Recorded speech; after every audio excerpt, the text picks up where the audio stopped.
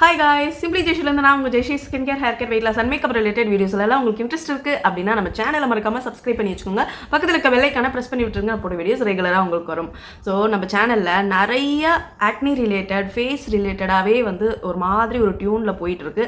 So அதுக்கு மாறாக இன்றைக்கி பாடி கேர் எப்படி பண்ணணுங்கிறது தான் இன்றைக்கி பார்க்க போகிறோம். ஸோ நிறைய பேர் பார்த்திங்கன்னா ஃபேஸ் கேர் பண்ணி ஃபேஸ் மட்டும் நல்லா பிரைட்டாக ஒயிட்டாக நல்லா க்ளோயிங்காக இருக்கும். ஸோ பாடியை நல்லா கோட்டை விட்டுருவோம். ஸோ அதனால் இன்றைக்கி பாடி கேர் மெயின்டெனன்ஸை எப்படி பண்ணணும்னு தான் பார்க்க போகிறோம். ஸோ இந்த பாடி கேர் அட் ப்ரெசன்ட் என்னோட ரொட்டீனில் இருக்கிற ஒன்று. சப்போஸ் நீங்கள் இந்த ப்ராடக்ட்ஸ் எல்லாம் வாங்க முடியல அப்படின்னு நீங்கள் ஃபீல் பண்ணக்கூடாது. ஸோ எல்லா ப்ராடக்ட்ஸும் நைக்கால அவைலபிள், இல்லைனா அமேசானில் கூட வாங்கிக்கலாம், மிந்த்ராலையும் அவைலபிள். ஸோ எனக்கு பிடிச்ச ப்ராடக்ட்ஸ் நான் யூஸ் பண்ணுறேன். ஸோ அந்த மாதிரி அதே டைப்பில் இருக்கிற ப்ராடக்ட்ஸை நீங்கள் கொஞ்சம் உங்களோட பட்ஜெட்டுக்கு ஏற்ற மாதிரியும் நீங்கள் ஆல்டர்னேட் பண்ணி கஸ்டம் பண்ணி. இது வரைக்கும் பாடி கேரை எப்படி பண்ணணும்னு எனக்கு தெரியாது, இனிமேல் தான் கற்றுக்க போகிறேன் அப்படின்னு நினைக்கிறவங்களுக்கு இது ரொம்பவே யூஸ்ஃபுல்லாக இருக்கும். நான் இதை பாத்ரூமில் தான் ஷூட் பண்ணுறேன்.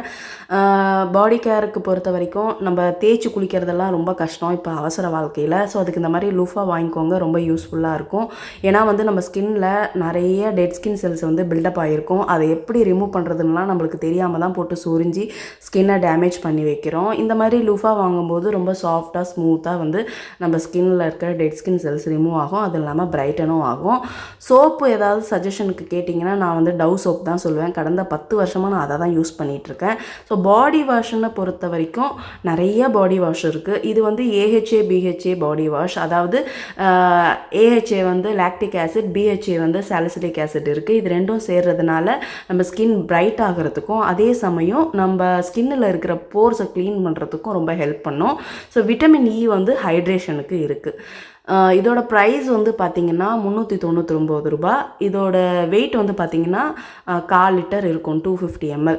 ஸோ இந்த மாதிரி நம்ம லுஃபாவை தண்ணியில் நனைச்சிட்டு நம்ம உடம்புலையும் தண்ணி ஊற்றிட்டு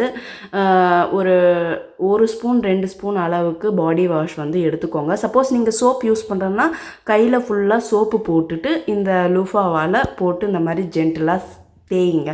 நான் வீடியோவை கொஞ்சம் ஸ்பீடில் வச்சுருக்கனால உங்களுக்கு ஸ்பீடாக தெரியுது. இந்த மாதிரி ஜென்டிலாக நம்ம தேய்க்கணும். ஒரு 2-3 மினிட்ஸ் அப்படியே உடம்பை பட்டு மாதிரி தேய்ச்சி விடுங்க. ஸோ இந்த மாதிரி தேய்க்கிறதுனால இந்த பாடி வாஷில் AHA BHA எல்லாம் இருக்கிறதுனால அது ஜென்டிலாக கிளென்ஸ் பண்ணுறதுக்கு ரொம்ப ஹெல்ப் பண்ணும். ஸோ இதுதான்னு கிடையாது, நிறைய பிராண்ட் இருக்குது. பாடி வைஸ் இருக்குது, அதுவும் இல்லாமல் விஷ்கேர் பிராண்டில் இருக்குது. இன்னும் நிறையா பிராண்ட்ஸில் AHA BHA பாடி வாஷ் இருக்குது. ஸோ அதை நீங்கள் ட்ரை பண்ணலாம். ஸோ இதுக்கு அடுத்த ஸ்டெப் நான் ஃபாலோ பண்ணுறது ஷேவ் பண்ணுவேன். நான் வேக்சிங்கோ இந்த மாதிரி மெத்தட்லாம் நான் யூஸ் பண்ண மாட்டேன். ஸ்கின் சேக் ஆகும். அதனால் நான் இந்த ஷேவ் தான் யூஸ் பண்ணுவேன். இது பார்த்திங்கன்னா ரொம்ப காஸ்ட்லியான ஷேவிங்கெல்லாம் கிடையாது. இது பேக்கெட்லேயே ஒரு 7-8 இருக்கும், 80 ருபீஸ் இருக்கும். ஸோ அவ்வளோதான். 200 ருபீஸ்க்கும் கேர்ள்ஸ் யூஸ் பண்ணுற ஷேவிங் இதுவும் இருக்குது. அதை கூட நீங்கள் ட்ரை பண்ணலாம். இந்த மாதிரி ஃபுல்லாக ஷேவ் பண்ணி முடிச்சிட்டோன்னா ஜென்டிலாக ஷேவ் பண்ணுங்கள்.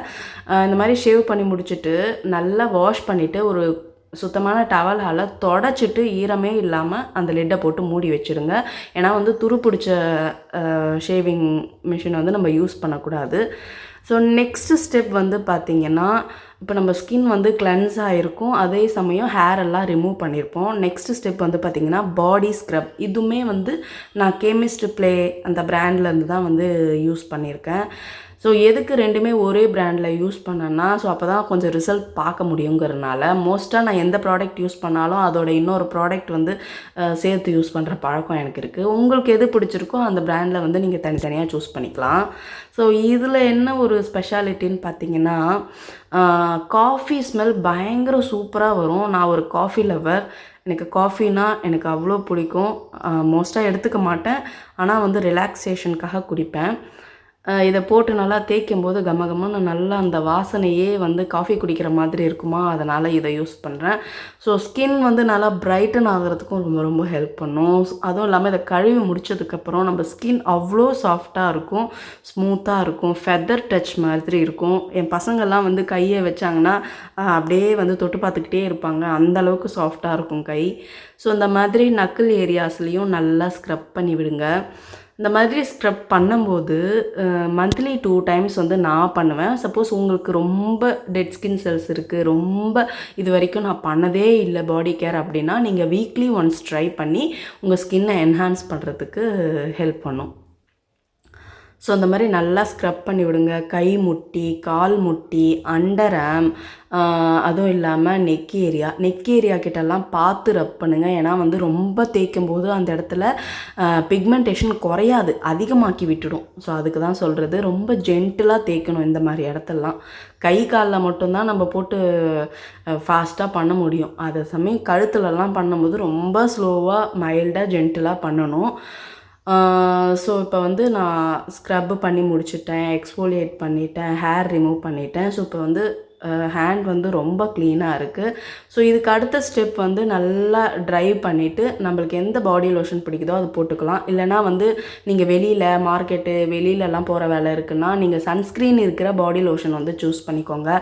இது ப்ளம்மோட பாடி லோஷன். இது லிட்டரலாக ப்ரெக்னென்சி பீப்புள் கூட யூஸ் பண்ணிக்கலாம். இதில் ஏஹெச்ஏ பிஹெச்ஏ எந்த ஆக்டிவ் இன்க்ரீடியண்ட்டும் கிடையாது. சப்போஸ் நீங்கள் ஆக்டிவ் இன்க்ரீடியண்ட் இருக்கிற ஒரு பாடி லோஷன் எடுத்துக்கிட்டிங்கன்னா உங்கள் ஸ்கின்னை இன்னுமே பிரைட்டர் பண்ணுறதுக்கு ரொம்ப ஹெல்ப் பண்ணும்.